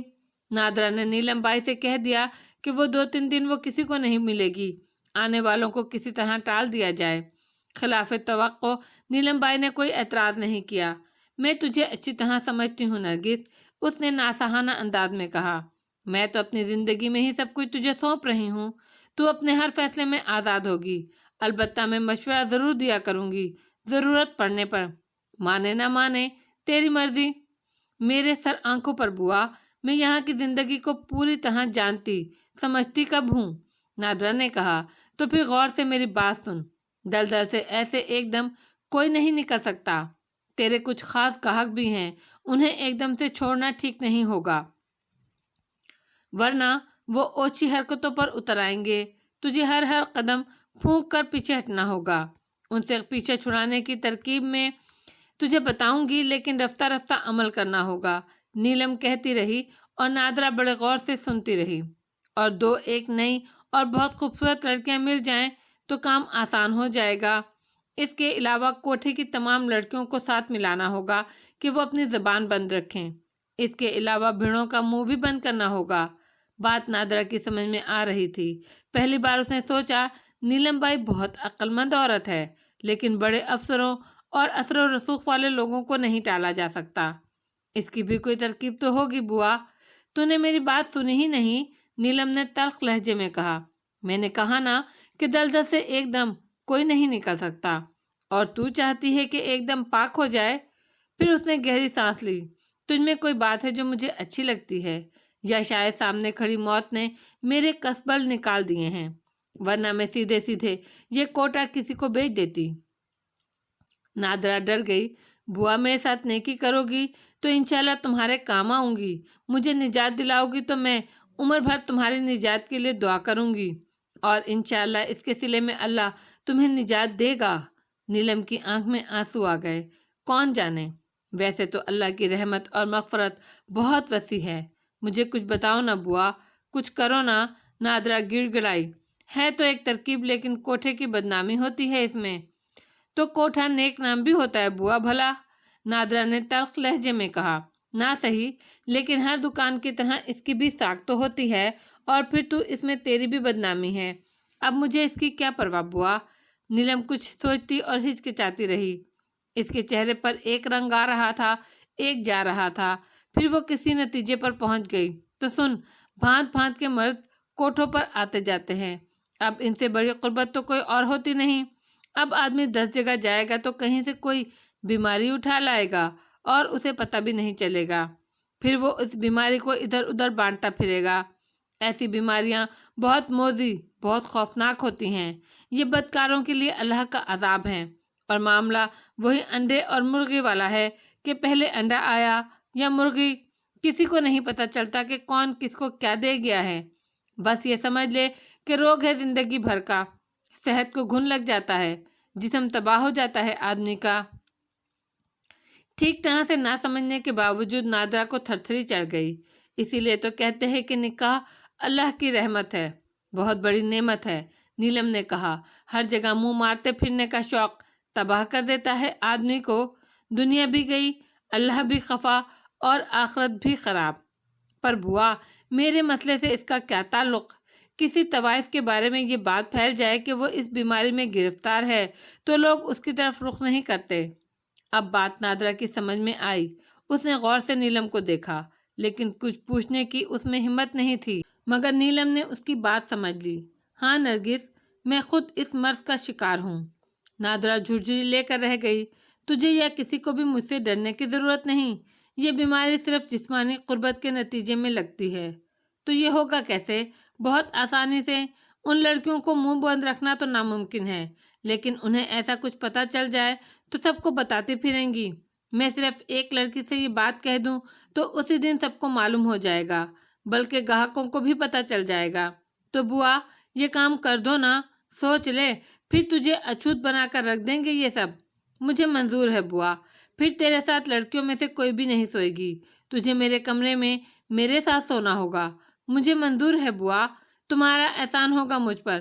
یہ احسان کیسے اتار پاؤں گی میں؟ میرے لیے دعا کر کے۔ ہر سانس تمہارے لیے دعا کرے گی بوا۔ نیلم نے ذرا دیر بعد ہی بہت سرسری انداز میں یہ خبر چمپا کو دے دی۔ پھر سلیم صاحب نرگس کے لیے تڑپتے ہوئے آئے تو اس نے ان سے کہا، مجبوری ہے سلیم میاں، نرگس تو ابھی 4-5 دن نہیں مل سکے گی تمہیں، تو کچھ کرو بھائی۔ آج تو چاند رات ہے، تو چمپا کو بلوا دیتی ہوں۔ یوں اسٹیج پوری طرح تیار ہو گیا۔ ادھر اچھو میاں اعتکاف سے نکل کر آئے تو نادرا انہیں دیکھ کر حیران رہ گئی۔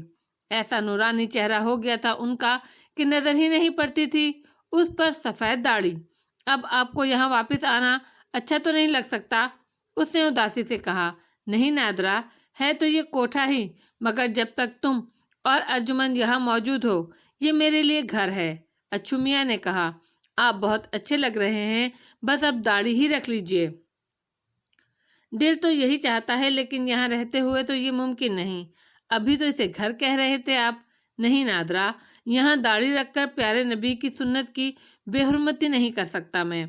नादरा लाजवाब हो गई। वो ठीक कह रहे थे। ईद की नमाज पढ़कर अब्दुल हक सीधा हमीदा के कमरे में सलाम करने के लिए गया। हमीदा को वो कुछ बदला बदला सा लगा।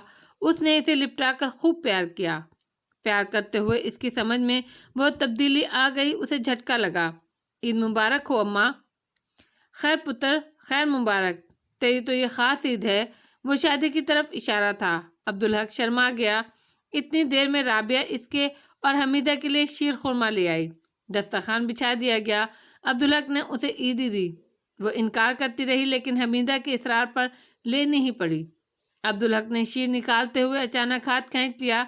जुबैर भाई को तो बुलाओ, और हाँ, मेरे शहजादे को भी लाओ। उसका इशारा साजिद की तरफ था। जुबैर और साजिद के आने से पहले जरीना आ गई। ईद मुबारक भाई। अब्दुल हक ने उसे ईदी दी, फिर मुतवक्का नजरों से इधर उधर देखता रहा। वो नहीं आएंगी भाई, जरीना ने शौक लहजे में कहा। देखे ना, अब तो 3 दिन रह गए हैं शादी में, सब्र करें थोड़ा। तूने कहा था नूरबानो से आने का? हमीदा ने जरीना से पूछा। जी अम्मा, पर वो कहने लगी मुझे शर्म आती है, मैं बाद में आऊंगी। बुरी बात है, अब ये तो घर का मामला है। जा, तू बुला कर ला उसे, भले 2 मिनट के लिए सही। उससे कहना मुझे सलाम करने तो आना ही है ना। लेना पुत्र। हमीदा ने सवैयों की तरफ इशारा किया। जुबैर भाई तो आ जाएं। हमीदा को उसका ये रख रखाव हमेशा से अच्छा लगता था। फिर जुबैर आ गया। अब्दुल हक ने पहले शीर निकाल कर हमीदा को दिया, फिर जुबैर को, और फिर अपने लिए निकाला। 1 मिनट बाद उसे ख्याल आया तो उसने जुबैर से कहा, साजिद नहीं आया? वो राबिया उसे तैयार कर रही है। फिर जरीना के साथ नूरबानो भी आ गई। वो सचमुच बुरी तरह शर्मा रही थी। उधर अब्दुल हक का भी बुरा हाल था। उसे नजरें उठाई ही नहीं जा रही थी। नूरबानो ने हमीदा को सलाम किया, ईद की मुबारकबाद दी। हमीदा ने इसे गले लगाकर प्यार किया। यहाँ और लोग भी बैठे हैं धिये। नूरबानो ने सर झुकाए झुकाए आहिस्ता से कहा, आप सबको ईद मुबारक। और तूने नूरबानो को ईद की मुबारकबाद देना भूल गया पुत्र। हमीदा ने अब्दुल हक से कहा। ईद मुबारक नूरबानो, अब्दुल हक ने बामुश्किल कहा। हमीदा के इसरार के बावजूद नूरबानो ने शीर नहीं लिया। सच तो ये था कि इस वक्त कुछ भी नहीं खा सकती थी। अलबत्ता उसे वहाँ बैठना अच्छा लग रहा था। जी चाहता था वो कन अक्यों से अब्दुल हक को देखे, लेकिन हिम्मत ही नहीं हो रही थी। फिर राबिया साजिद को ले आई। उसने साजिद को अब्दुल हक की गोद में दे दिया। अब्दुल हक ने गोद में लेकर साजिद को प्यार किया। पहली ईद मुबारक मेरे नन्हे शहजादे, उसने बड़ी मोहब्बत से कहा। न जाने क्यों जुबैर की आंखें भीग गईं। अब्दुल हक ने चमचे से थोड़ा सा शीर नन्हे साजिद के मुंह में डाला। वो बाकायदा चटखारे लेने लगा। मुझे याद रखना साजिद, अब्दुल हक ने हंसते हुए कहा। तुम्हें जिंदगी का पहला शीर खुरमा मैंने ही दिया है। अचानक नूरबानो उठकर खड़ी हुई। मैं जा रही हूँ अम्मा। फिर वो जवाब का इंतजार किए बगैर चली गई। हमीदा जानती थी और वो इसका सबब समझ सकती थी। वो गौर से अब्दुल हक को देखती रही, जो हर बात से बेखबर साजिद से बातें किए जा रहा था। गौर से देखते हुए अब्दुल हक को हमीदा को अब्दुल हक के चेहरे पर वो छोटे छोटे चिरके के निशान नजर आए। इसे याद था रात उसने अब्दुल हक को दाढ़ी रखने को कहा था और वो तैयार था। उसने कहा था कि मौलवी साहब ने भी यही बात की थी। फिर सोने से पहले इसके पास आया था। इस वक्त तक उसने दाढ़ी नहीं बनाई थी। तो फिर ये क्या हुआ? क्या उसने आधी रात को दाढ़ी मूंडी? यकीनन तभी तो चिरके भी लगे हैं, और फिर 10 दिन दाढ़ी ना बनाने की वजह से बाल ज़्यादा हो गए होंगे, और सख्त भी। लेकिन क्यों? थोड़ी सी देर में ये तब्दीली क्यों? और बात फौरन हमीदा की समझ में आ गई। जब उसने अब्दुल हक से दाढ़ी रखने को कहा था तो नूरबानो भी वहाँ मौजूद थी। इसका मतलब है कि उसने रात को अब्दुल हक से इस सिलसिले में बात की और अब्दुल हक ने उसी वक्त दाढ़ी मूंद ली। पैगाम बहुत साफ था اور حمیدہ بہت جادیدہ عورت۔ نور بانو اسے جتا رہی تھی کہ عبدالحق وہی کرے گا جو وہ چاہے گی۔ حمیدہ کو نہ ایک لمحے تک کے لیے دکھ ہوا، نہ ہی کوئی احساس شکست۔ لوگ اپنی محبوب بیویوں کی بات مانتے آئے ہیں، اسے اس میں کوئی اعتراض نہیں تھا۔ اس کی نزدیک بنیادی بات یہ تھی کہ بیوی شوہر کی خیر خواہ ہو، اس کی دنیا اور آخرت کی بہتری ملحوظ رکھے۔ حمیدہ ان پڑھ تھی، لیکن زندگی کو سمجھنے کے لیے کسی تعلیم کی ضرورت نہیں ہوتی، اور اس نے طویل عمر گزاری تھی۔ وہ سمجھتی تھی کہ دنیا میں دو ہی طرح کی عورتیں ہوتی ہیں، ایک وہ جن کے دل اتنے بڑے ہوتے ہیں کہ پوری کائنات ان میں سما جائے اور پھر بھی خالی جگہ موجود رہے، دوسرے وہ جو اللہ کے دیے ہوئے وسیع دل کو خود ہی تنگ کر لیتی ہیں، وہ جو صرف خود سے محبت کرتی ہیں اور اپنی محبت سے آدمی کا دل تنگ ہو جاتا ہے، لبالب بھر جاتا ہے، دل میں کسی اور کی محبت کے لیے ذرا سی بھی جگہ نہیں بچتی۔